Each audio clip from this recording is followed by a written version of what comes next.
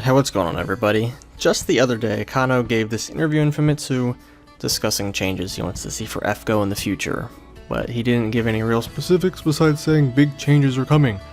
So I asked you guys on Twitter and on Discord what you want to see change, so in this video I'm going to be listing some things I think FGO could change to improve gameplay loop as well as the quality of life. As usual, like and comment what you think, and without further ado, let's get started. So the biggest thing I see people asking for is, of course, an auto mode. Lots of other grind heavy gotchas like Grand Cross, Epic 7, Arc Knights, etc. all have some form of an auto mode, while FGO clearly and infamously does not. I've seen a few people say, well, it wouldn't really work with the style of game FGO is, and well, I mean, sure, I guess. But you could do the Epic 7 style where you toggle MPs or skill to be on and off on a certain unit.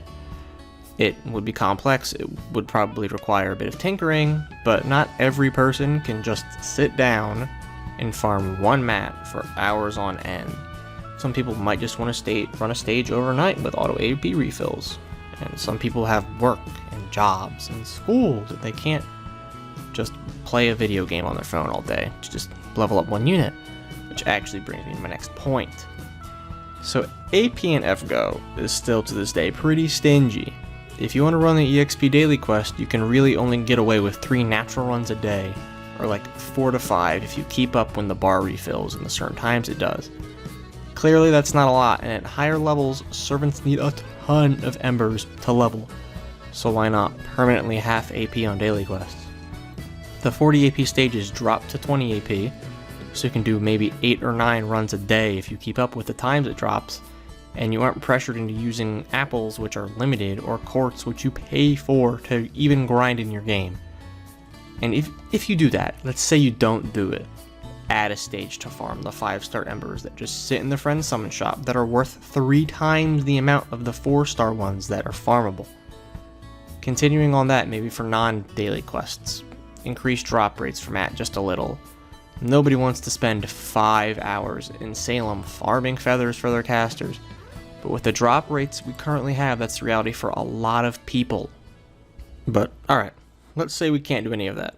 It shouldn't be very hard at all to implement a skip ticket system. Load up the stage you want, click on say 5 skip tickets, 10 skip tickets, and boom, 5-10 runs done, just like that. It gets around the time consumption problem that casual and serious players all have, and probably isn't that strenuous to implement. So the players that don't want an auto mode or don't think FGO really needs it, you have skip tickets. Skips through the hard part, gives casual players more reason to play, gets more people in your game. But okay, let's veer away from farming and let's talk about the big deal in gachas, which is summons. FGO notoriously has pretty low rates for a 5-star pull, sitting at a 1% pull rate for any of them, for any 5-star. Granted, it's a 0.8% to get the featured unit, but it's still a 1% for any 5-star at all.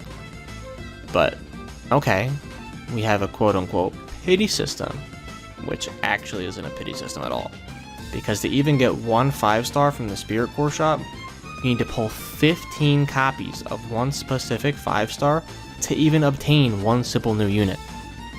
In the entire time I've been playing FGO, I've only MP5'd one 5-star one time. I don't have one Spirit Core. I've been playing for 800 days, I have like 45 SSRs or something. That's not pity. That's promoting you to wail on banners you don't need to, or just get extraordinarily unlucky 10 times after you get an MP5 5-star.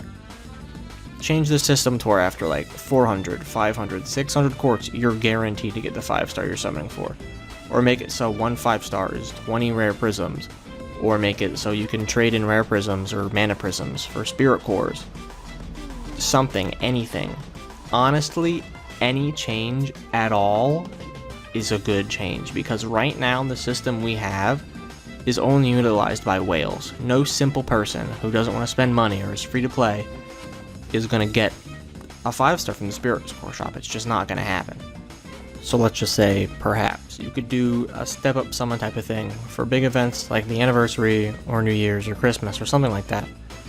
And let's say at like 100 quartz on the banner, you get a free 4-star At 200 quartz, you get to pick your free 4-star. At 300, you get a free story locked 4-star, or one of the 2 limited ones. At 400 quartz, you get a random free 5-star that's in the general pool, and at 600 or 500 or 700 quartz, you get the rate up super special limited servant guaranteed. I know, that sounds pretty crazy, especially for FGO, but for anniversaries, it'd be pretty neat. I mean, just earlier this year, we got a ticket for a free 5-star, just like handed to us. So like, I know it sounds pretty crazy, but for anniversaries, it'd be pretty neat. They'd still be pulling in lots of money, maybe even more than they usually do. And since our current GSSR system is archaic and pretty limited in scope, since every 6 months you pay money out of your hard-earned cash, to maybe get one servant out of a pool of a bigger group of servants, and you might not specifically want some servants in that group, like maybe you're summoning for Karna, and you pull Lancer Artoria 2 times. I don't know, it's a pretty specific example, I guess, but it could happen to some people. Perhaps it could even happen to some people like me. In fact, I would suggest it happened to me multiple times. But alright, let's wrap it up with my biggest gripe, and that's that events do not repeat. Now yes, I do know that JP has started implementing main interludes to get copies of welfare servants you may have missed, but this process is going extremely slowly. To my knowledge, it's only happened to BB so far, and there's a ton of excellent welfares like Ryder Kentucky, or any of the Halloween ones that are gone, or Chloe, that are all locked away in this imaginary vault that players can never obtain again. FGO has this seemingly arbitrary limit on only running events 2 times, so if you didn't play FGO in the first or second year, sorry, you can't get Ryder Kentucky. It doesn't matter how good he is, you just can't get him. It has been 3 years since he specifically was obtainable, so you better hope that you're playing the game in year 1 or 2. Now, granted, the system they have currently, it'll work, it'll function, but they do really need to start pushing them out a little faster, or maybe even have a key in the shop that you trade mana or rare prisms for that unlocks one event from a vault that contains all the past events for a short time. Kind of like how Dokkan does it with their keys.